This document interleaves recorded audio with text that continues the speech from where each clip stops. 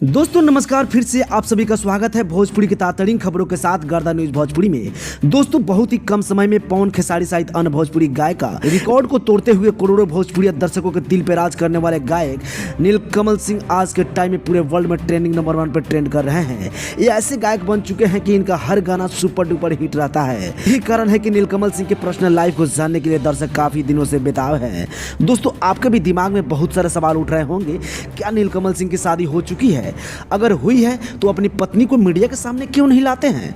इनकी सफलता के पीछे आखिर किनका हाथ है, जिनके कारण आज नीलकमल सिंह इतने बड़े मुकाम पे पहुंच चुके हैं? दोस्तों नीलकमल सिंह की पर्सनल लाइफ को लेकर ऐसे सवाल हैं जो शायद आप सभी को मालूम नहीं होगा, तो बताएंगे पूरी खबरों की जानकारी हम इसी वीडियो में। इससे पहले इस चैनल को सब्सक्राइब कर बेल आइकन घंटी को दबाकर इस वीडियो के साथ बने रहिएगा।